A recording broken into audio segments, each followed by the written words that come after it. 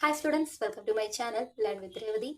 നമുക്കിന്ന് കേട്ടിട്ട് ബേസ് ചെയ്തിട്ട് ഒരു ക്ലാസ് പോകാം. കേട്ടിട്ട് ബേസ് ചെയ്തിട്ടുള്ള ക്ലാസ്സുകളൊക്കെ നമുക്ക് എന്തായാലും സ്റ്റാർട്ട് ചെയ്യാം. കാരണം സെപ്റ്റംബർ ഒക്ടോബർ ആ ഒരു ടൈം ആകുമ്പോഴേക്കും എന്തായാലും കേട്ടിട്ട് ചോദിക്കും. പിന്നെ നമ്മൾ ഒരുപാട് പഠിച്ചു പക്ഷെ കിട്ടിയില്ല അല്ലേ? എപ്പോഴും കുട്ടികൾ പറയാറുള്ളതാണ്. കേട്ടിട്ട് പഠിക്കുന്നതിനൊരു ഒരു രീതിയുണ്ട്. പഠിക്കേണ്ട ഭാഗങ്ങൾ അത് മനസ്സിലാക്കി നമ്മൾ പഠിക്കണം. ഏതൊക്കെ ഭാഗത്തു നിന്ന് ചോദ്യങ്ങൾ വരാം, സിലബസ് ബേസ് ചെയ്തിട്ട് വേണം നമ്മൾ കേട്ടിട്ട് പഠിക്കാൻ. മാത്രമല്ല, നമ്മൾക്ക് സ്കോർ ചെയ്യാൻ പാകത്തിന് നമ്മൾ ആദ്യം തന്നെ പ്ലാൻ ചെയ്ത് വെക്കണം. നമുക്ക് എത്ര മാർക്കാണ് പാസ്സാവാൻ വേണ്ടത്. ഇപ്പൊ ജനറൽ കാറ്റഗറിയിൽ ഇത്ര മാർക്ക്, OBC കാറ്റഗറിക്ക് ഇത്ര മാർക്ക്, ഇങ്ങനെയൊക്കെയാണല്ലോ വരുന്നത്. അപ്പൊ നിങ്ങൾക്ക് ഒരു മാർക്ക് നിങ്ങൾ ആദ്യം തന്നെ ഒന്ന് ക്രാക്ക് ചെയ്യാൻ ഇത്ര മാർക്ക് വേണം എന്നുള്ള ഒരു സെറ്റപ്പിൽ നിങ്ങൾ ആദ്യം തന്നെ ആക്കി വെക്കണം. എന്നിട്ട് 3 സബ്ജക്റ്റ് വേണം നിങ്ങൾ ഏറ്റവും കൂടുതലായിട്ട് ഫോക്കസ്ഡ് ആയിട്ട് പഠിക്കാൻ. ഇപ്പൊ ഞാൻ സൈക്കോളജി കാറ്റഗറി 1 ആണെങ്കിൽ സൈക്കോളജി, മലയാളം, അതുപോലെ തന്നെ EVS, ഈ 3 സബ്ജക്ട്സ് ആണ് ഞാൻ ഏറ്റവും കൂടുതൽ നോക്കിയത്. എന്ന് വെച്ചാൽ ബാക്കി 2 സബ്ജക്ട്സ് നോക്കിയില്ല എന്നല്ല, ഇതിനാണ് ഞാൻ കൂടുതലും ശ്രദ്ധ കൊടുത്തത്. അത് നോക്കുകയും ചെയ്തു. അങ്ങനെ 3 മാർക്ക് വെച്ച് കൂട്ടുമ്പോൾ തന്നെ നമുക്ക് എത്ര മാർക്കായി? 3 മാർക്ക് വെച്ച് കൂട്ടുമ്പോൾ നമുക്ക് 30 + 30 + 30 വരുമ്പോൾ 90 മാർക്ക് അപ്പൊ തന്നെ നമുക്ക് അവിടെ കിട്ടി. പിന്നെ ബാക്കി 2 സബ്ജക്റ്റിൽ നമുക്ക് എന്തായാലും അത്യാവശ്യം മാർക്കൊക്കെ കിട്ടും. അപ്പൊ ഏറ്റവും ഈസി ആയിട്ട് പഠിക്കാൻ പറ്റുന്ന സബ്ജക്ട്സ് 3 നിങ്ങൾ സെലക്ട് ചെയ്ത് പഠിക്കുക. കാറ്റഗറി 2 ഞാൻ സെലക്ട് ചെയ്തത് മലയാളം, അതുപോലെ തന്നെ മലയാളം, സയൻസ് പ്ലസ് മാത്സ്, അതിന്റെ കൂടെ സൈക്കോളജി. ഇത്രയാണ് ഞാൻ ഏറ്റവും കൂടുതൽ ഫോക്കസ്ഡ് ആയിട്ടിരുന്ന് പഠിച്ചത്. ബാക്കി നോക്കി ഏറ്റവും ഫോക്കസ്ഡ് ആയിട്ട് ഈ 3 സബ്ജക്ട്സ് ആണ് എടുത്തത്. അപ്പൊ നിങ്ങളും അതേപോലെ നിങ്ങൾക്ക് ഏറ്റവും ഈസി ആയിട്ട് എല്ലാം ഇരുന്ന് നോക്കി സമയം കളയല്ല നിങ്ങൾ വേണ്ടത്. ഇപ്പൊ നിങ്ങൾക്ക് മാത്സ് എളുപ്പമല്ല, പാടല്ല, നിങ്ങൾക്ക് പാടാണെങ്കിൽ നിങ്ങൾ മാത്സ് ജസ്റ്റ് ഒന്ന് നോക്കുക. ഏറ്റവും കൂടുതൽ നിങ്ങൾക്ക് ക്രാക്ക് ചെയ്യാൻ പറ്റും എന്നുള്ള സബ്ജക്ട്സ് നിങ്ങൾ എടുക്കുക, സെലക്ട് ചെയ്ത് 3 അത് നന്നായിട്ട് നോക്കുക. ബാക്കി വരുന്ന സബ്ജക്ട്സ് ജസ്റ്റ് നോക്കി പോവുക കേട്ടോ. അപ്പൊ പ്ലാൻ ചെയ്ത് പഠിച്ചു കഴിഞ്ഞാൽ എന്തായാലും ഒരുപാട് നേരം ഇരുന്ന് വായിച്ച് കുത്തിയിരുന്ന് പഠിക്കേണ്ട ആവശ്യമൊന്നുമില്ല. പ്ലാൻ ചെയ്ത് ഒരു സ്ട്രാറ്റജി യൂസ് ചെയ്ത് പഠിച്ചാൽ എന്തായാലും കേട്ടിട്ട് കിട്ടും. എല്ലാവർക്കും കേട്ടിട്ട് കിട്ടും കേട്ടോ. അപ്പൊ നമ്മളിന്ന് പിയാഷേനെ കുറിച്ചിട്ടാണ് നോക്കാൻ പോകുന്നത്. ജീൻ പിയാഷെ കാറ്റഗറി 1 ആണ് നിങ്ങൾ ഏറ്റവും കൂടുതൽ ഫോക്കസ്ഡ് ആയിട്ട് പഠിക്കാൻ എഴുതാൻ പോകുന്നതെങ്കിൽ നിങ്ങൾ നോക്കേണ്ട 3 മനഃശാസ്ത്രജ്ഞരാണ് പിയാഷെ, കോൾബർഗ്, വൈഗോട്സ്കി. ഇവർ 3 ആളെയും കുറിച്ച് എന്തായാലും നോക്കിയിട്ട് നിങ്ങൾ പോകണം. കാറ്റഗറി 1 മനഃശാസ്ത്രജ്ഞര്. അപ്പൊ ഇന്ന് പിയാഷയെ കുറിച്ചിട്ടാണ് നോക്കുന്നത്. പിയാഷയെ കുറിച്ചിട്ട് ആലോചിക്കുമ്പോൾ ആദ്യം തന്നെ മനസ്സിൽ വരേണ്ടത് അദ്ദേഹം തന്നെ അദ്ദേഹത്തിന്റെ സിദ്ധാന്തത്തെ ജനറ്റിക് എപ്പിസ്റ്റമോളജി എന്നാണ് വിളിച്ചിരുന്നത്. ജനറ്റിക് എപ്പിസ്റ്റമോളജി എന്നാണ് അദ്ദേഹത്തിന്റെ സിദ്ധാന്തത്തെ വിളിച്ചിരുന്നത്. മാത്രമല്ല കുട്ടികളെ ലിറ്റിൽ സയന്റിസ്റ്റ്, അതുപോലെ കുട്ടി ശാസ്ത്രജ്ഞന്മാർ അല്ലെ, ലിറ്റിൽ സയന്റിസ്റ്റ് അല്ലെങ്കിൽ കുട്ടി ശാസ്ത്രജ്ഞന്മാരെന്ന് കുട്ടികളെ വിശേഷിപ്പിച്ചത് ജീൻ പിയാഷെയാണ്. മാത്രമല്ല വികാസം സാധ്യമാകണമെങ്കിൽ 4 ഘടകങ്ങൾ വേണമെന്ന് അദ്ദേഹം പറയുന്നു. ഇപ്പൊ നമ്മൾ പറയില്ലേ, അവര് 3 ആള് നല്ല ഫ്രണ്ട്സ്, അതിൽ ഒരാളില്ലെങ്കിൽ അവർക്ക് ശരിയാവില്ല അല്ലെ, ആ ഒരാളും കൂടി വേണം, അല്ലെങ്കിൽ അവനില്ലെങ്കിൽ ഇവളില്ല, ഇവളില്ലെങ്കിൽ അവനില്ല എന്നൊക്കെ പറയുന്നത് പോലെ ഈ 4 ഘടകങ്ങൾ ഇല്ലെങ്കിൽ വികാസമില്ല എന്ന് അദ്ദേഹം പറയുന്നത്. അപ്പൊ വികാസത്തിന് 4 ഘടകങ്ങൾ വേണം. ഏതൊക്കെയാണ്? പരിപക്വനം, അനുഭവം, സാമൂഹിക കൈമാറ്റം, മനോസന്തുലിത തത്വം. ഇത് 4ഉമാണ് അദ്ദേഹം പറഞ്ഞേക്കുന്ന പ്രധാന ഘടകങ്ങൾ. ചോദ്യം ചോദിക്കാറുണ്ട്. പിയാഷെ വികാസം സാധ്യമാകണമെങ്കിൽ ആവശ്യമുണ്ട് എന്ന് പറഞ്ഞ 4 ഘടകങ്ങൾ ഏത്? 4 ഘടകങ്ങളിൽ പെടാത്തത് ഏത്? അല്ലെങ്കിൽ 4 ഘടകങ്ങളിൽ 1 താഴെ നൽകിയതിലേത്? ഇതൊക്കെ ചോദിക്കാറുണ്ട്. പരിപക്വനം, അനുഭവം, സാമൂഹിക കൈമാറ്റം, മനോസന്തുലിത തത്വം. ഈ 4 ഘടകങ്ങൾ വികാസം സാധ്യമാകണമെങ്കിൽ ആവശ്യമാണെന്ന് അദ്ദേഹം പറഞ്ഞു. പിന്നീട് വൈജ്ഞാനിക ഘടന, വൈജ്ഞാനിക പ്രവർത്തനം, വൈജ്ഞാനിക വികാസം എന്നിങ്ങനെ പാർട്ടുകളുണ്ട്. വൈജ്ഞാനിക ഘടനയിലാണ് സ്കീമ അല്ലെ. സ്കീമ എന്താണ്? കറന്റ് നോളജ് ആണ് സ്കീമ എന്ന് പറയുന്നത്. കറന്റ് നോളജ് ആണ് നമ്മുടെ ജ്ഞാതൃഘടനയിൽ ഇപ്പോഴുള്ള നിലവിലുള്ള നമ്മുടെ അറിവിനെയാണ് നമ്മൾ സ്കീമ എന്ന് പറയുന്നത്. ചോദിക്കാറുണ്ട്. സ്കീമ, സാംശീകരണം, സംസ്ഥാപനം, അനുരൂപീകരണം, ഈ വാക്കുകളൊക്കെ ആരുമായി ബന്ധപ്പെട്ടതാണെന്ന് ചോദിക്കാറുണ്ട്. സ്കീമയൊക്കെ ആരായിട്ട് ബന്ധപ്പെട്ടതാ? പിയാഷെയുമായിട്ട് ബന്ധപ്പെട്ടതാണ്, മറന്നു പോകരുത്. സ്കീമ കറന്റ് നോളജ് ആണ്. നമ്മുടെ ജ്ഞാതൃഘടനയിൽ നിലവിലുള്ള അറിവിനെയാണ് സ്കീമ എന്ന് പറയുന്നത്. പിന്നെ വൈജ്ഞാനിക പ്രവർത്തനത്തിലേക്ക് വരുമ്പോഴാണ് സാംശീകരണം ഒക്കെ വരുന്നത്. സാംശീകരണം ഉള്ള അറിവിലേക്ക് പുതിയതിനെ കൂട്ടിച്ചേർക്കുന്നതാണ് സാംശീകരണം എന്ന് പറയുന്നത്. ഓക്കെ. അതുപോലെ അനുരൂപീകരണം എന്താണ്? നമുക്ക് ഒരു സ്ഥലത്ത് ജീവിക്കണമെങ്കിൽ ആ ചുറ്റുപാടുമായി നമ്മൾ പൊരുത്തപ്പെടണം അല്ലെ. നമ്മൾ പറയില്ലേ, എന്റെ വീട്ടിൽ നിന്ന് വേറൊരു സ്ഥലത്തേക്ക് മാറി നിന്ന് കഴിഞ്ഞാൽ എനിക്ക് പ്രയാസമാണ് ഉറങ്ങാൻ എന്നൊക്കെ പറയില്ലേ. പക്ഷെ നമ്മൾ 2-3 ദിവസമൊക്കെ നമ്മൾ പ്രയാസപ്പെട്ടാലും 4-5 ദിവസം ആകുമ്പോഴേക്കും നമ്മൾ അതുമായി അഡ്ജസ്റ്റഡ് ആവും അല്ലെ. അപ്പൊ ഒരു സാമൂഹിക ജീവി എന്ന നിലയിൽ നമ്മൾ അഡ്ജസ്റ്റഡ് ആയി അങ്ങോട്ട് മാറും. അപ്പോൾ ഒരു സാമൂഹിക ജീവി ചുറ്റുപാടുമായി ശാരീരികപരമായി പൊരുത്തപ്പെട്ട് ജീവിക്കാനുള്ള മാനസികമായ പൊരുത്തപ്പെടലിനെയാണ് എന്ത് അനുരൂപീകരണം. അനുരൂപീകരണം എന്ന് പറയുന്നത് പൊരുത്തപ്പെടൽ എന്ന് ഓർക്കുക. ഒരു സാമൂഹിക ജീവി ചുറ്റുപാടുമായി അല്ലെങ്കിൽ ജീവികൾ ചുറ്റുപാടുമായി ശാരീരികപരമായി പൊരുത്തപ്പെടുന്നതിന് സമാനമായി മാനസികമായി പൊരുത്തപ്പെടേണ്ടതുണ്ട് അല്ലെ. നമ്മൾ ശാരീരികപരമായിട്ട് പൊരുത്തപ്പെടുന്നതിന് മുമ്പ് മാനസികപരമായിട്ട് പൊരുത്തപ്പെടേണ്ടതുണ്ട്. അപ്പൊ അങ്ങനെ ആ ഒരു ജീവി അല്ലെങ്കിൽ ആ ഒരു സാമൂഹിക ജീവി സാമൂഹികപരമായിട്ട് പൊരുത്തപ്പെടുന്നതിനായിട്ട് മാനസികമായി ആർജിച്ചെടുത്ത് ആ പൊരുത്തപ്പെട്ട് ജീവിച്ചു പോകുന്നതിനെയാണ് അനുരൂപീകരണം എന്ന് പറയുന്നത്. ഓക്കെ, ഇനി വൈജ്ഞാനിക വികാസങ്ങളിലേക്ക് വരുമ്പോൾ വൈജ്ഞാനിക വികാസ ഘട്ടങ്ങളുണ്ടല്ലേ. ഇന്ദ്രിയ ചാലക ഘട്ടം, പ്രാക് മനോവ്യാപാര ഘട്ടം, മൂർധ മനോവ്യാപാര ഘട്ടം, ഔപചാരിക മനോവ്യാപാര ഘട്ടം. ഇതിൽ ഇന്ദ്രിയ ചാലക ഘട്ടമാണ് ബർത്ത് ടു 24 മന്ത് എന്ന് പറയുന്നത്. ഇവിടെ നിങ്ങൾ മനസ്സിലാക്കുക, ഇന്ദ്രിയ ചാലകഘട്ടമാണല്ലോ. ഇന്ദ്രിയ അനുഭവങ്ങളിലൂടെ കുട്ടി ഓരോന്ന് പഠിക്കുന്നു അല്ലെ. കുട്ടിക്ക് ആ സമയത്ത് സംസാരിക്കാനൊന്നും അറിയില്ല, ഭാഷയൊന്നും പഠിച്ചിട്ടില്ല. ഇന്ദ്രിയ അനുഭവങ്ങളിലൂടെ ആയിരിക്കും കുട്ടി ഓരോന്നും പഠിച്ചെടുക്കുന്നത്. കരച്ചിലിലൂടെ, ശബ്ദങ്ങൾ പുറപ്പെടുവിപ്പിച്ച്, കൈകാലൊക്കെ അനക്കി, വിരല് ചൂണ്ടി അല്ലെ. ഇന്ദ്രിയ അനുഭവങ്ങളിലൂടെ കുട്ടി ഓരോന്ന് പ്രകടിപ്പിക്കുന്നു. അനുകരണം ഇവിടെയാണ് അല്ലെ. അനുകരണം എന്ന് പറയുന്നത് ഇവിടെയാണ് വരുന്നത്. അതുപോലെ റിഫ്ലക്ഷൻസ് ഒക്കെ തിരിച്ചറിയുന്നു. അതുകൂടാതെ തന്നെ വസ്തുസ്ഥിരത, ഒബ്ജക്ട് പെർമനൻസ്, ഇത് എപ്പോഴും ചോദിക്കുന്ന ഒരു ക്വസ്റ്റ്യൻ ആണ്. വസ്തുസ്ഥൈര്യം പിയാഷയുടെ ഏത് ഘട്ടവുമായി ബന്ധപ്പെട്ടതാണെന്ന്. ഇന്ദ്രിയ ചാലകഘട്ടം അല്ലെങ്കിൽ സെൻസറി മോട്ടോർ സ്റ്റേജിലാണ് വസ്തുസ്ഥൈര്യം വരുന്നത്. അനുകരണം, വസ്തുസ്ഥൈര്യം, അതുപോലെ തന്നെ ഇന്ദ്രിയ അനുഭവങ്ങളിലൂടെ അറിവ് നേടുന്നത്, ഇതൊക്കെ ഇന്ദ്രിയ ചാലകഘട്ടത്തിലാണ്. പ്രാക്മനോ വ്യാപാര ഘട്ടത്തിലേക്ക് വരുമ്പോൾ കുട്ടി ഭാഷാ വികാസം സാധ്യമാക്കിക്കൊണ്ടിരിക്കുന്നു. ഒരു ഭാഷാ വികാസം അവിടെ സാധ്യമാവുകയാണ്. ബിംബങ്ങളെയൊക്കെ ഉപയോഗിച്ച് വസ്തുക്കളെ സൂചിപ്പിക്കാൻ കുട്ടി പഠിക്കുന്നു. ഈ ബിംബങ്ങൾ യൂസ് ചെയ്തിട്ട് അല്ലെ സിംബോളിക് തോട്ടിലേക്ക് കുട്ടി എത്തുവാണ്. അതുപോലെ ഒരു ദിശയിലേക്ക് മാത്രം ചിന്തിക്കുന്നു അല്ലെ. ഒരു ദിശയിലേക്ക് മാത്രം ചിന്തിച്ച് അഹം കേന്ദ്രീകൃതം എവിടെയാണ്. കുട്ടിക്ക് മുതിർന്നവർ പറയുന്നതിന്റെ പൊരുൾ എന്താണെന്നുള്ളത് അന്ന് ആ സമയത്ത് മനസ്സിലാവില്ല അല്ലെ. കുട്ടിക്ക് എന്താണോ തോന്നുന്നത് അതാണ് കുട്ടിയുടെ ശരി. അവിടെ ആരും പറയുന്നതൊന്നും കുട്ടി കേൾക്കുന്നില്ല. കരയാൻ തോന്നിയാൽ കരയുന്നു, എറിയാൻ തോന്നിയാൽ എറിയുന്നു, ഇടിക്കാൻ തോന്നിയാൽ ഇടിക്കുന്നു അല്ലെ. അവിടെ ഞാൻ ചെയ്യുന്നത് ശരിയാണ്, തെറ്റാണ്, ചെയ്യാൻ പാടില്ല, ഇങ്ങനെ ചെയ്യണം, അതുപോലുള്ള തോട്ട്സും കാര്യങ്ങളും കുട്ടിക്കില്ല. അഹം കേന്ദ്രീകൃതമായ ചിന്ത, ഒരു ദിശയിലേക്കുള്ള ചിന്ത അല്ലെ. ഇതൊക്കെയാണ് സെൻട്രേഷൻ ഇവിടെയാണ്. എന്താണ്, കുട്ടിക്ക് ഇപ്പോൾ 2 ഗ്ലാസ്സിൽ, ഒരു വലിപ്പമുള്ള ഗ്ലാസ്സിലും ഒരു വലിപ്പം കുറഞ്ഞൊരു ഗ്ലാസ്സിലും വെള്ളം കൊടുക്കുവാണ്. ഒരേ അളവിലുള്ള വെള്ളമാണ് അവൻ ഒഴിച്ചു കൊടുത്തേക്കുന്നത്. ഒരേ അളവാണ് അവിടെ, രണ്ടിലും ഒരേ അളവാണ്. പക്ഷെ കുട്ടിക്ക് വലിപ്പം കൂടിയതിലാണ് ഏറ്റവും കൂടുതൽ എന്ന ചിന്ത വരും. സെൻട്രേഷൻ, കുട്ടിക്ക് വലിപ്പം കൂടിയതിലാണ് ഏറ്റവും കൂടുതൽ വെള്ളമുള്ളത്, ചെറുതിലില്ല എന്നുള്ള ഒരു ചിന്ത. അപ്പോൾ ഒബ്ജക്റ്റിന്റെ ആ ഒരു ആകൃതിയിൽ മാത്രം അവൻ വിശ്വസിക്കുകയാണ്. അതിന്റെ ഉള്ളിലുള്ള കാര്യത്തെക്കുറിച്ച് എന്താണ് റിയാലിറ്റി എന്നുള്ളത് ആ സമയത്ത് കുട്ടി തിരിച്ചറിയുന്നില്ല. അപ്പോൾ ഭാഷാ വികാസം, അതുപോലെ തന്നെ സെൻട്രേഷൻ, അഹം കേന്ദ്രീകൃത മനോഭാവം, കൂടാതെ അനിമിസം. എന്താണ് അനിമിസം? വസ്തുക്കൾക്ക്, ജീവനില്ലാത്ത വസ്തുക്കൾക്കും ജീവനുണ്ട് എന്ന് തോന്നുന്നത്. തലയണയെ കൂട്ടുകാരിയായി കൊണ്ടു നടക്കുന്നു, തലയണയെ കുഞ്ഞായി കൊണ്ടു നടക്കുന്നു, അമ്മയെ പോലെ പരിപാലിക്കുന്നു അല്ലെ. കളിപ്പാട്ടങ്ങൾക്ക് ഒക്കെ ജീവനുണ്ടെന്ന് തോന്നുന്നതിനെ, ജീവനില്ലാത്തൊരു വസ്തുവിനെ ജീവനുണ്ട് എന്ന് തോന്നുന്ന ക്വസ്റ്റ്യൻ റിപ്പീറ്റ്ലി വരാറുള്ളതാണ്. അനിമിസം എന്ന് പറഞ്ഞാൽ എന്താണെന്നും ചോദിക്കാറുണ്ട്. അനിമിസം ഏത് ഘട്ടത്തിലുള്ളതാണെന്നും ചോദിക്കാറുണ്ട്. അപ്പൊ ജീവനില്ലാത്ത വസ്തുവിന് ജീവൻ ഉള്ളതായി തോന്നുന്നതാണ് അനിമിസം എന്ന് പറയുന്നത്. മൂർധ മനോവ്യാപാര ഘട്ടത്തിലേക്ക് വരുമ്പോഴേക്കും കുട്ടി യുക്തിസഹജമായി ചിന്തിക്കുന്നു. കൺസർവേഷൻ, അവിടെ നമ്മൾ പറഞ്ഞിരുന്നു സെൻട്രേഷൻ ആണ് കുട്ടി. ഇവിടെ കൺസർവേഷൻ എന്ന് പറഞ്ഞാൽ എന്താണ്? കുട്ടിക്ക് മനസ്സിലാവുകയാണ് വലിപ്പത്തിലൊന്നുമല്ല കാര്യം, രണ്ടിലും ഒരേ അളവാണ്.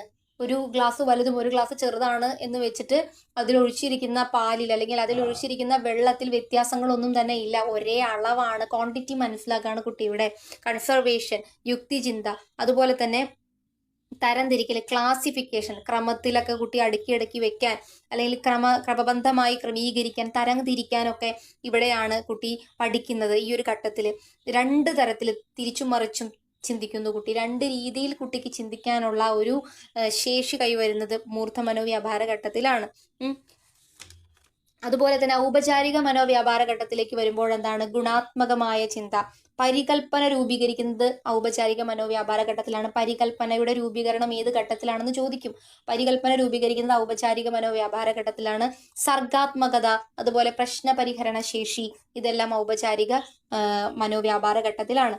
പിന്നെ പറയുന്നു കുട്ടികളുടെ ഭാഷണം അഹം കേന്ദ്രീകൃതമാണ്, സാമൂഹികൃതമാണ് എന്നാണ് അദ്ദേഹം പറയുന്നത്. കുട്ടികളുടെ ഭാഷ എന്ന് പറയുന്ന അഹം കേന്ദ്രീകൃതം, ഭാഷണം അഹം കേന്ദ്രീകൃതമാണ്, സാമൂഹികൃതമാണെന്ന് അദ്ദേഹം പറയുന്നു. അതുപോലെ തന്നെ കുട്ടികളെ ലിറ്റിൽ സയന്റിസ്റ്റ്, കൊച്ചു ശാസ്ത്രജ്ഞന്മാർ, കുട്ടി ശാസ്ത്രജ്ഞന്മാർ എന്ന് വിശേഷിപ്പിച്ചു. ഫാദർ ഓഫ് സൈക്കോളജി എന്നറിയപ്പെടുന്നതും പിയാഷെയാണ്. ഓക്കെ, അപ്പോൾ പിയാഷയുടെ തിയറി നമ്മൾ ജസ്റ്റ് ഒന്ന് പറഞ്ഞു പോയതാണ്. ഷോർട്ട് നോട്ടായിട്ട് നിങ്ങളത് വളരെ ഷോർട്ടായിട്ട് എഴുതി വെച്ചാൽ മതി. ഇതിനകത്ത് ചോദിക്കുന്ന ഉറപ്പുള്ള ഭാഗങ്ങൾ മാത്രം ഷോർട്ട് നോട്ടായിട്ട് എഴുതി വെക്കുക കേട്ടോ. അപ്പൊ ഇനി നമുക്ക് ക്വസ്റ്റ്യൻസിലേക്ക് പോകാം. പിയാഷെയുമായി ബന്ധപ്പെട്ട ഓരോരോ ക്വസ്റ്റ്യൻസിലേക്ക് നമുക്ക് പോകാം. ജീൻ പിയാഷെ ഏത് രാജ്യക്കാരനാണ്? ജീൻ പിയാഷെ സ്വിറ്റ്സർലാൻഡ് ആണ് കേട്ടോ. ജീൻ പിയാഷെ ഏത് രാജ്യക്കാരനാണ്? സ്വിറ്റ്സർലാൻഡ് ആണ്.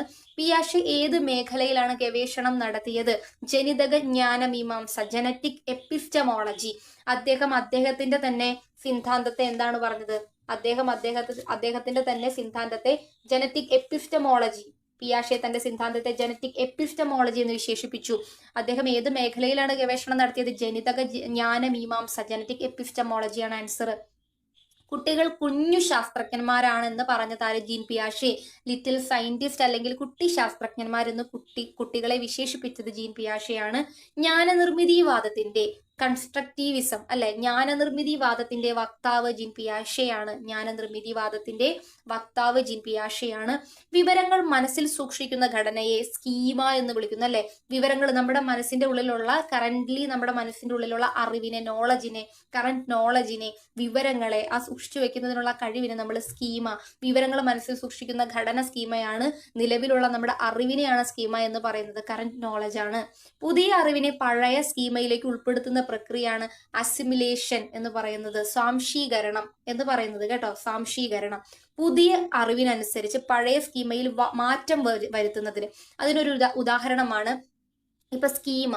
ഒരു കുട്ടി കാണുവാണ്, ഒരു ഡോഗിനെ കണ്ടു. അവിടെ ആ കുട്ടിക്ക് 4 കാലുള്ള ഒരു ജീവി എന്ന് മാത്രമേ അറിയുള്ളൂ. അതാണ് അവന്റെ മനസ്സിലെ സ്കീമ. അപ്പോഴുള്ള അവന്റെ അറിവാണത്.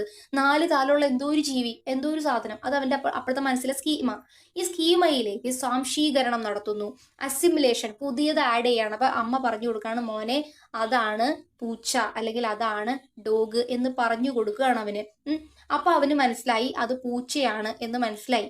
പിന്നീട് അവൻ വീണ്ടും പൂച്ചയെ അല്ലാതെ ഒരു ഡോഗിനെ കാണുമ്പോൾ അതിനെയും ആ 4 കാല് തന്നെ ഇതിനും ഉണ്ട്, ഇതും പൂച്ചയാണ് എന്ന് പറയുന്നുണ്ട് അവൻ. അപ്പൊ അവൻ നിലവിൽ അമ്മ പറഞ്ഞു കൊടുത്ത പുതിയ അറിവ് അവൻ ഇവിടെ യൂസ് ചെയ്യാണ്. അപ്പൊ വീണ്ടും അമ്മ പറഞ്ഞു കൊടുക്കുന്നു, അതിന് രണ്ടിനും 2 വ്യത്യാസമുണ്ട്, രണ്ടും 2 അനിമലാണ്, ഒന്ന് ക്യാറ്റും ഒന്ന് ഡോഗുമാണെന്ന് പറഞ്ഞു കൊടുക്കുമ്പോൾ ഇത് ക്യാറ്റാണ് അത് ഡോഗാണെന്ന് കുട്ടി മനസ്സിലാക്കുന്നതാണ് സംസ്ഥാപനം എന്ന് പറയുന്നത്. ഓക്കെ, പുതിയ അറിവിനനുസരിച്ച് പഴയ സ്കീമയിൽ മാറ്റം വരുത്താണ്. ഇത് തമ്മിലുള്ള ബന്ധം ഇങ്ങനെയാണ് എന്ന് മനസ്സിലാക്കി എടുക്കുന്നതാണ് ഇവിടെ എന്താണ് അക്കോമഡേഷൻ എന്ന് പറയുന്ന സ്കീമ, അസിമുലേഷൻ, അക്കോമഡേഷൻ. ഇനി പഴയ അറിവും പുതിയ അറിവും തമ്മിലുള്ള സന്തുലിതാവസ്ഥയെ ബന്ധിപ്പിക്കുന്നതിനെ, സന്തുലിതാവസ്ഥയെ നമ്മൾ ഇക്വിലിബ്രിയം എന്ന് പറയുന്നു. ഓക്കെ, അപ്പോ നമ്മളപ്പോ സാംശീകരണം, സംസ്ഥാപനം, അനുരൂപീകരണം, സ്കീമ തുടങ്ങിയ വാക്കുകളൊക്കെ ആരുമായി ബന്ധപ്പെട്ടതാണ് എന്ന് ചോദിക്കുകയാണെങ്കിൽ അത് ആരുമായി ബന്ധപ്പെട്ടതാണ്? അത് പിയാഷെയുമായി ബന്ധപ്പെട്ടതാണ് എന്ന് മനസ്സിലാക്കി വെക്കണം. പിയാഷെയുടെ വികാസ സിദ്ധാന്ത ഘട്ടങ്ങൾ അല്ലെ, പിയാഷെയുടെ വികസന സിദ്ധാന്തത്തിൽ എത്ര ഘട്ടങ്ങളാണുള്ളത് എന്നാണ് ചോദിച്ചേക്കുന്നത്. 4 ഘട്ടങ്ങളാണുള്ളത് നമുക്കറിയാം. ഇന്ദ്രിയ ചാലകഘട്ടം, പ്രാക് മനോവ്യാപാര ഘട്ടം, മൂർത്ത മനോവ്യാപാര ഘട്ടം, അതുപോലെ ഔപചാരിക മനോവ്യാപാര ഘട്ടം തുടങ്ങിയ 4 വികാസ ഘട്ടങ്ങൾ. ആദ്യത്തെ ഘട്ടമാണ് സെൻസറി മോട്ടോർ സ്റ്റേജ്. 0 to 2 എന്നാണ് ഇവിടെ വയസ്സ് വരുന്നത്. ഓക്കെ, ഇവിടെ രണ്ടാമത്തെ ഘട്ടമായി വരുന്ന pre operational stage 2 to 7 years. മൂന്നാമത്തെ ഘട്ടം കോൺക്രീറ്റ് ഓപ്പറേഷണൽ സ്റ്റേജ് 7 to 11. നാലാമത്തെ ഘട്ടം ഫോർമൽ ഓപ്പറേഷണൽ സ്റ്റേജ്. നിങ്ങൾ മലയാളം പഠിക്കുന്നതിനേക്കാളും കുറച്ചും കൂടി ഈസി ആയിട്ട് നിങ്ങൾക്ക് ഇംഗ്ലീഷ് പഠിച്ചു വെക്കുകയാണെങ്കിൽ SPCF എന്ന് പഠിച്ചാൽ മതി. SPCF. S sensory motor stage, P pre operational stage, C concrete operational stage, F formal operational stage. ഇങ്ങനെ നിങ്ങൾക്ക് SPCF എന്ന് പഠിച്ചു കഴിഞ്ഞാൽ കറക്റ്റ് ഘട്ടങ്ങളൊക്കെ ഓർഡറൊക്കെ തെറ്റിച്ചിട്ട് അല്ലെങ്കിൽ ഓർഡറൊക്കെ മാറ്റിയൊക്കെ കൊടുത്തിട്ട് ശരിയായ ഓർഡർ ഏതാന്നൊക്കെ ചോദിക്കും. അതുകൊണ്ട് SPCF എന്ന് പഠിച്ചു വയ്ക്കുകയാണെങ്കിൽ നിങ്ങൾക്ക് അപ്പുറത്ത് ഇംഗ്ലീഷും ഉണ്ടല്ലോ ക്വസ്റ്റ്യൻ പേപ്പറിന്റെ, ഒരു സൈഡിൽ ഇംഗ്ലീഷിലെ ക്വസ്റ്റ്യൻസ് ഒരു സൈഡിൽ മലയാളമാണ്. അപ്പോൾ നിങ്ങൾക്ക് അങ്ങനെയാണെങ്കിൽ ഓർഡറൊക്കെ കണ്ടുപിടിക്കാൻ പറ്റും. SPCF എന്ന് പഠിച്ചു വയ്ക്കുക. S sensory motor stage, P pre operational stage, C concrete operational stage, F formal operational stage. ഇനി ഒബ്ജക്ട് പെർമനൻസ് ഏത് ഘട്ടത്തിലാണ്? വസ്തുസ്ഥൈര്യം എപ്പോഴും സെൻസറി മോട്ടോർ സ്റ്റേജിലാണ്. ആദ്യഘട്ടമായ ഇന്ദ്രിയ ചാലക ഘട്ടത്തിലാണ് ഒബ്ജക്ട് പെർമനൻസ്. അനുകരണം അവിടെയാണ് വരുന്നത്. ഇന്ദ്രിയ അനുഭവങ്ങളിലൂടെ കുട്ടികൾ റിഫ്ലക്ഷൻസ് ഒക്കെ തിരിച്ചറിയുന്നു. ഇന്ദ്രിയ അനുഭവങ്ങളിലൂടെ ഓരോന്നൊക്കെ കുട്ടി പ്രകടിപ്പിക്കുന്നു, മനസ്സിലാക്കുന്നു, അറിവ് നേടുന്നു. ഇതൊക്കെ എവിടെയാണ്? ഇന്ദ്രിയ ചാലക ഘട്ടത്തിലാണ്. Object permanence, sensory motor stage ഇന്ദ്രിയ ചാലക ഘട്ടത്തിലാണ്. ഒരു വസ്തുവിനെ കാണാത്തപ്പോഴും അത് നിലനിൽക്കുന്നു എന്ന് തിരിച്ചറിയുന്നതിനെയാണ് നമ്മൾ ഒബ്ജക്ട് പെർമനൻസ് എന്ന് വിളിക്കുന്നത്. ഒളിച്ചു കളിക്കുമ്പോൾ അമ്മ ഒളിച്ചിപ്പോഴും അവിടെ നിൽക്കുന്നുണ്ട്, ഇപ്പോൾ തന്നെ അമ്മ തല ഇങ്ങനെ കാണിക്കും, അല്ലെങ്കിൽ അമ്മ എൻ്റെ പാവ ഒളിപ്പിച്ച് പുറകിൽ പിടിച്ചിട്ടുണ്ട്, എന്തോ കൈയുടെ ബാക്കിലുണ്ട്, മിഠായി ചുരുട്ടി കയ്യിൽ വെക്കുമ്പോൾ കൈയുടെ ഉള്ളിൽ ഉണ്ട്, അത് തുറക്കാൻ കുട്ടി ശ്രമിക്കുന്നു. അതാണ് ഒബ്ജക്ട് പെർമനൻസ് എന്ന് പറയുന്നത്. ഒരു വസ്തുവിനെ കാണാതെ വെക്കുമ്പോഴും അത് നിലനിൽക്കുന്നു എന്ന് കുട്ടിക്ക് തോന്നുന്നതാണ് ഒബ്ജക്ട് പെർമനൻസ്. കുട്ടി ഇന്ദ്രിയങ്ങളിലൂടെ ലോകത്തെ മനസ്സിലാക്കുന്ന ഘട്ടം സെൻസറി മോട്ടോർ സ്റ്റേജ്. ഇതൊക്കെ ഞാൻ വീണ്ടും വീണ്ടും പറയുവാണ്. ഈഗോ സെൻട്രിസം അല്ലെ, എപ്പോഴാണ്? പ്രീ ഓപ്പറേഷണൽ സ്റ്റേജിലാണ് ഈഗോ സെൻട്രിസം വരുന്നത്. SPCFലെ P രണ്ടാം ഘട്ടമായ P അല്ലെ, പ്രാക് മനോവ്യാപാര ഘട്ടം, അവിടെയാണ് ഈഗോ സെൻട്രിസം വരുന്നത്. നമ്മൾ പറഞ്ഞിരുന്നു അഹം കേന്ദ്രീകൃതമാണ് എന്ന് പറഞ്ഞിരുന്നു. ഭാഷാ വികാസമാണെങ്കിലും പ്രീ ഓപ്പറേഷണൽ സ്റ്റേജ് തന്നെയാണ് ഭാഷാ വികാസം സാധ്യമാകുന്നത്. പ്രതീകാത്മക ചിന്ത, സിംബോളിക് തോട്ടും പ്രീ ഓപ്പറേഷണൽ സ്റ്റേജിലാണ്. ഇപ്പൊ പറഞ്ഞ കാര്യങ്ങളൊക്കെ തന്നെ വീണ്ടും വീണ്ടും പറയുന്നത് കേട്ടോ. സെൻട്രേഷൻ പ്രീ ഓപ്പറേഷണൽ സ്റ്റേജിലാണ്. സെൻട്രേഷൻ, അതേപോലെ തന്നെ സെൻട്രേഷൻ എന്നാൽ എന്ത്? ഒരു പ്രശ്നത്തിന്റെ ഒരു വശത്തേക്ക് മാത്രം ഒരേ ദിശയിലുള്ള ചിന്തയാണ് സെൻട്രേഷൻ. കേന്ദ്രീകരണം അല്ലെങ്കിൽ സെൻട്രേഷൻ എന്ന് പറയുന്നത് കേന്ദ്രീകൃത ചിന്ത, ഒരു വശത്തേക്ക് മാത്രം ചിന്തിക്കും. നമ്മൾ ഗ്ലാസിന്റെയും വെള്ളത്തിന്റെയും കാര്യം പറഞ്ഞതുപോലെ സെൻട്രേഷൻ വരുന്നതും എപ്പോഴാണ്? എവിടെയാണ്? പ്രീ ഓപ്പറേഷണൽ സ്റ്റേജിലാണ്. ഒരു പ്രശ്നത്തിന്റെ ഒരു വശത്തേക്ക് മാത്രം ശ്രദ്ധ കേന്ദ്രീകരിക്കുന്നതിനാണ് സെൻട്രേഷൻ എന്ന് പറയുന്നത്. കൺസർവേഷൻ കോൺക്രീറ്റ് ഓപ്പറേഷണൽ ഘട്ടത്തിലാണ് കൺസർവേഷൻ വരുന്നത്. കൺസർവേഷൻ എന്ന് പറയുന്നത് മൂർത്ത മനോവ്യാപാര ഘട്ടത്തിലാണ് കൺസർവേഷൻ വരുന്നത്. SPCFലെ C എന്ന് പറഞ്ഞ് നമ്മൾ പഠിച്ചത് കോൺക്രീറ്റ് ഓപ്പറേഷണൽ സ്റ്റേജിലാണ് കൺസർവേഷൻ വരുന്നത്. കുട്ടി മനസ്സിൽ രണ്ട് വശത്തുനിന്നും ചിന്തിക്കുന്ന ആ ഒരു തരത്തിലുള്ള കുട്ടിയുടെ ബുദ്ധി. ഒരു വസ്തുവിന്റെ അളവ് മാറില്ല എന്ന് മനസ്സിലാക്കുന്ന കഴിവ്. നമ്മൾ ക്വാണ്ടിറ്റിയുടെ കാര്യം പറഞ്ഞു അല്ലെ, ക്വാണ്ടിറ്റിയുടെ കാര്യം ഇവിടെ നമ്മൾ ഗ്ലാസിന്റെ വെള്ളത്തിന്റെ കാര്യം പറഞ്ഞതുപോലെ കൺസർവേഷൻ രണ്ട് വശത്തേക്കും രണ്ട് ദിശയിലേക്കും കുട്ടി ചിന്തിക്കുന്നതാണ് കൺസർവേഷൻ എന്ന് പറയുന്നത്. വസ്തുക്കളെ തരം തിരിക്കാനുള്ള കഴിവ്, ക്ലാസിഫിക്കേഷൻ വരുന്നത് എവിടെയാണ്? കോൺക്രീറ്റ് ഓപ്പറേഷണൽ സ്റ്റേജിൽ തന്നെയാണ് കുട്ടി തരം തിരിക്കുന്നത്. ക്ലാസിഫിക്കേഷൻ, തരം തിരിക്കുന്നു, ക്രമപ്പെടുത്തുന്നു, ഇതൊക്കെ കോൺക്രീറ്റ് ഓപ്പറേഷണൽ സ്റ്റേജിൽ തന്നെയാണ്. ഇനി സീരിയേഷൻ, സീരിയേഷൻ ഏത് ഘട്ടത്തിലാണ്? കോൺക്രീറ്റ് ഓപ്പറേഷണൽ സ്റ്റേജിൽ തന്നെയാണ് സീരിയേഷൻ വരുന്നത്. സീരിയേഷൻ എന്ന് പറഞ്ഞാൽ എന്താണ്? വസ്തുക്കളെ വലിപ്പക്രമത്തിൽ അടുക്കാനുള്ള കഴിവ്, ക്രമീകരിക്കുന്നു എന്ന് നമ്മൾ പറഞ്ഞിരുന്നു. തരംതിരിക്കുക എന്ന ക്ലാസിഫിക്കേഷനും സീരിയേഷൻ ക്രമീകരണവും എവിടെയാണ്? എപ്പോഴാണ്? Concrete operational stage. SPCF അല്ലെ, അതിനകത്ത് C കോൺക്രീറ്റ് ഓപ്പറേഷണൽ സ്റ്റേജിൽ തന്നെയാണ് കുട്ടി തരം തിരിക്കുന്നത്, ക്രമപ്പെടുത്തുന്നത്. ഓക്കെ കൺസർവേഷൻ ഒക്കെ കോൺക്രീറ്റ് ഓപ്പറേഷണൽ സ്റ്റേജിലാണ്.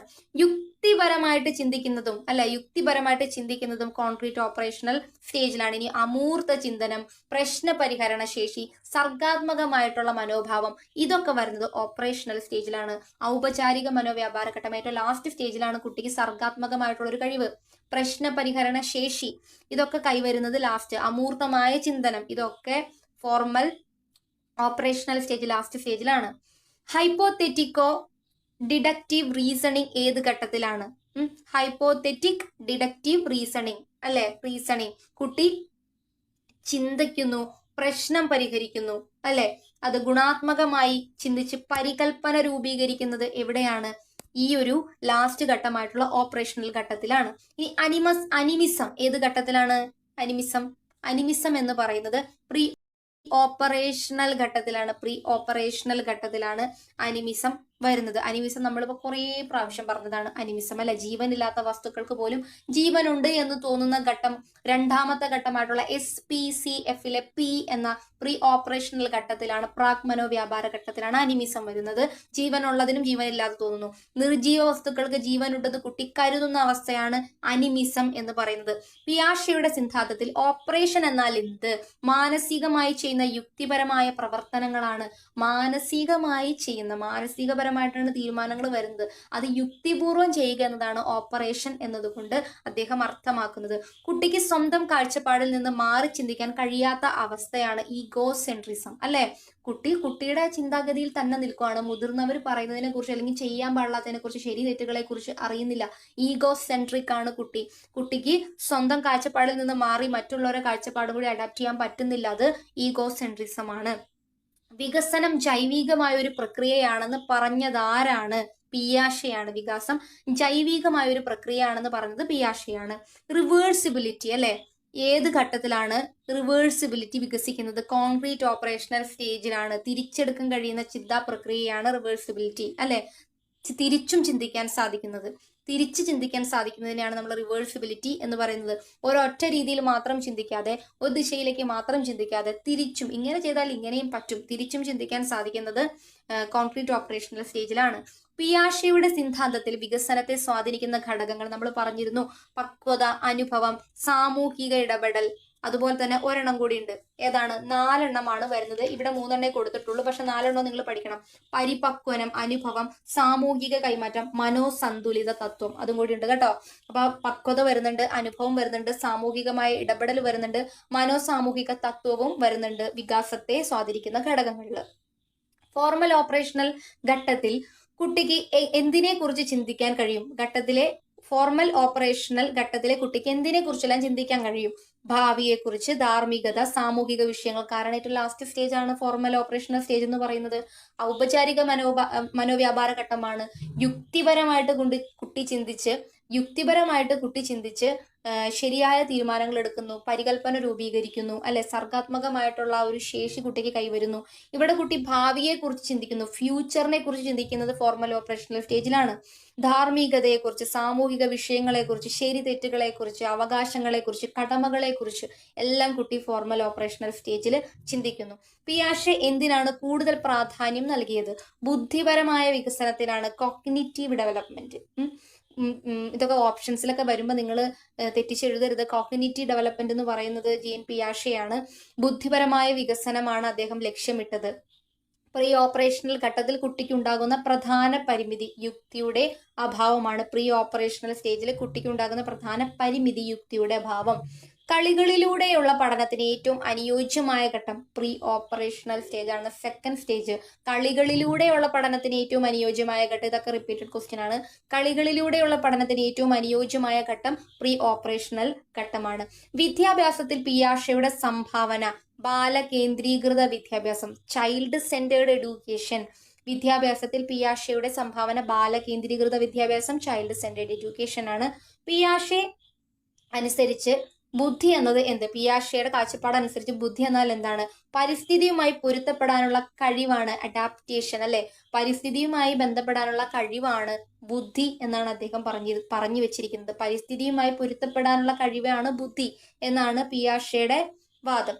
ഒബ്ജക്ട് പെർമനൻസ് പൂർണ്ണമാകുന്ന പ്രായം എന്ന് പറയുന്നത് ആ ഘട്ടമാണ്. 18 to 24 മന്ത് ആണ്. നിഗമനങ്ങളിൽ എത്താനുള്ള കഴിവ് ഏത് ഘട്ടത്തിലാണ്? ലാസ്റ്റ് നിഗമനത്തിൽ എത്തുന്നു. യുക്തിപരമായിട്ട് ചിന്തിച്ച് പ്രശ്നം പരിഹരിക്കുന്നു, സർഗാത്മകമായ ശേഷി, ഫ്യൂച്ചറിനെ കുറിച്ച് ചിന്തിക്കുന്നു. ഇതൊക്കെ ലാസ്റ്റ് സ്റ്റേജ് ആണ്. പിയാഷെയുടെ സിദ്ധാന്തം ഏത് മനഃശാസ്ത്ര ശാഖയുമായി ബന്ധപ്പെട്ടിരിക്കുന്നു? കോഗ്നിറ്റീവ് സൈക്കോളജിയാണ്. Cognitive psychology. കുട്ടിയിൽ അഡാപ്റ്റേഷൻ നടക്കുന്നത് എങ്ങനെ?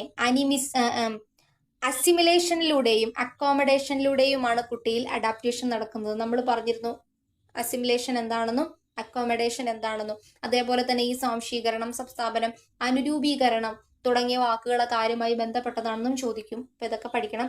ഏത് ഘട്ടത്തിലാണ് കുട്ടിക്ക് ഭാഷ കൈകാര്യം ചെയ്യാൻ കൂടുതൽ എളുപ്പമാകുന്നത്? പ്രീ ഓപ്പറേഷണൽ ഘട്ടമാണ്. അധ്യാപകൻ എങ്ങനെയായിരിക്കണം എന്നാണ് അദ്ദേഹം പറഞ്ഞു വെച്ചിരിക്കുന്നത്. ഒരു വഴികാട്ടി. ഫെസിലിറ്റേറ്റർ ആകണം എന്നാണ് അദ്ദേഹം പറഞ്ഞു വെച്ചിരിക്കുന്നത്. അധ്യാപകൻ ഒരു ഫെസിലിറ്റേറ്റർ ആകണം, ഒരു വഴികാട്ടിയാകണം എന്ന് ജീൻ പിയാഷെ പറഞ്ഞു വെച്ചു. അപ്പൊ നമ്മൾ ഇന്ന് നോക്കിയത് ജീൻ പിയാഷയെ കുറിച്ചിട്ടുള്ള കാര്യങ്ങളാണ്. ജീൻ പിയാഷെ അദ്ദേഹത്തിന്റെ തന്നെ സിദ്ധാന്തത്തെ ജനറ്റിക് എപ്പിസ്റ്റമോളജി എന്ന് പറയുന്നു. അതുപോലെ തന്നെ വികാസം സാധ്യമാകണമെങ്കിൽ പരിപക്വനം, അനുഭവം, സാമൂഹിക കൈമാറ്റം, മനോസന്തുലിത തത്വം എന്നീ 4 ഘടകങ്ങൾ വേണം എന്ന് പറഞ്ഞിട്ടുണ്ട്. വൈജ്ഞാനിക ഘടന, വൈജ്ഞാനിക പ്രവർത്തനം, വൈജ്ഞാനിക വികാസം എന്നിങ്ങനെ പാർട്ടായിട്ട് തിരിച്ച് വൈജ്ഞാനിക ഘടനയിൽ സ്കീമ, കറന്റ് നോളജ് ഉൾപ്പെടുത്തി വൈജ്ഞാനിക പ്രവർത്തനത്തിലേക്ക് വരുമ്പോഴാണ് സാംശീകരണവും സംസ്ഥാപനവും അനുരൂപീകരണവും വരുന്നത്. പിന്നീടാണ് വൈജ്ഞാനിക വികാസ ഘട്ടങ്ങൾ വരുന്നത്. SPCF എന്ന് പഠിച്ചു വയ്ക്കുക. S sensory motor stage, P pre operational stage, C concrete operational stage, F formal operational stage എന്നിങ്ങനെ പഠിച്ചു വയ്ക്കുക. ഓരോന്നിന്നും ഉള്ളീന്ന് ക്വസ്റ്റ്യൻ ചോദിക്കുന്ന പ്രധാനപ്പെട്ട ക്വസ്റ്റ്യൻസും ഞാൻ പറഞ്ഞിട്ടുണ്ട്. ഈ ഒരു ക്ലാസ് നിങ്ങൾക്ക് യൂസ്ഫുൾ ആയെങ്കിൽ ഉറപ്പായിട്ട് നിങ്ങൾ കമന്റ് ഇടണം. നിങ്ങളുടെ കമന്റുകൾ വളരെ വാല്യുബിൾ ആണ്. അപ്പം നിങ്ങൾ ക്ലാസ് കണ്ടിട്ട് കമന്റ് ഇടണം. നെക്സ്റ്റ് ഡേ നമുക്ക് നെക്സ്റ്റ് ടോപ്പിക്കായിട്ട് വരാം. എന്തായാലും സിലബസ് ബേസ്ഡ് ആയിട്ടുള്ള ക്ലാസ്സുകളാണ് നമ്മൾ തരുന്നത്. ഏറ്റവും പ്രധാനപ്പെട്ട കണ്ടന്റ് വെച്ചിട്ടായിരിക്കും ക്ലാസ് പോകുന്നത്. സൈക്കോളജി, അതുപോലെ തന്നെ EVS, മാത്സ്, അതുപോലെ തന്നെ എല്ലാ സബ്ജക്ട്സും കേട്ടിട്ട് ബേസ് ചെയ്തിട്ട് എല്ലാ സബ്ജക്റ്റിനും നമുക്ക് സിലബസ് ബേസ്ഡ് ആയിട്ടുള്ള ക്ലാസ്സുകൾ, അതുപോലെ question paper analyse, previous year question പേപ്പറൊക്കെ നമുക്ക് ചർച്ച ചെയ്തും അതുപോലെ തന്നെ ഞാൻ നിങ്ങൾക്ക് ഇടയ്ക്കിടയ്ക്ക് പ്രധാനപ്പെട്ട ക്വസ്റ്റ്യൻസ് ഓരോ ദിവസം പഠിച്ചതുമായി ബന്ധപ്പെട്ടിട്ട് പോളും ഇട്ടേക്കാം കേട്ടോ. അപ്പോൾ കുറച്ചുകൂടി നിങ്ങൾക്ക് നന്നായിട്ട് എഴുതാൻ പറ്റും. നിങ്ങളോട് ഇപ്പം ഞാനൊരു ക്വസ്റ്റ്യൻ ചോദിക്കുകയാണെങ്കിൽ ഈ ക്വസ്റ്റ്യൻ്റെ ആൻസർ എല്ലാവരും കമൻറ്റ് ചെയ്യുക. ഇപ്പം ക്വസ്റ്റ്യൻ ചോദിക്കാൻ പോവാണ്. കുട്ടികളെ എങ്ങനെയാണ് പിയാഷെ വിശേഷിപ്പിച്ചത്? കുട്ടികളെ എങ്ങനെയാണ്, എന്ത് പേരിട്ടാണ് പിയാഷെ വിശേഷിപ്പിച്ചത്? ഇത് നിങ്ങൾ കമന്റ് ചെയ്യുക കേട്ടോ. ഇതിന്റെ ഉത്തരമായിട്ട് നിങ്ങൾ കമന്റ് ചെയ്യുക. ഇന്നത്തെ ക്ലാസ്സിൽ നിന്ന് ഞാൻ ചോദിച്ചേക്കുന്ന ചോദ്യമാണ്. എല്ലാ ക്ലാസ്സിൽ നിന്നും ക്ലാസ് ബേസ് ചെയ്തിട്ട് ഇങ്ങനെ ഓരോ ക്വസ്റ്റ്യൻ ചോദിക്കാം കേട്ടോ. അപ്പോൾ ഈ ക്വസ്റ്റ്യന്റെ ആൻസർ എല്ലാവരും കമന്റ് ചെയ്യുക. വേറൊരു ക്ലാസ്സായിട്ട് വീണ്ടും കാണാം. അതുപോലെ യൂസ്ഫുൾ ആവുകയാണെങ്കിൽ ലൈക്ക് ചെയ്യുക, ഷെയർ ചെയ്യുക, സബ്സ്ക്രൈബ് ചെയ്യുക. പുതിയൊരു വീഡിയോ ആയിട്ട് വീണ്ടും കാണാം. താങ്ക്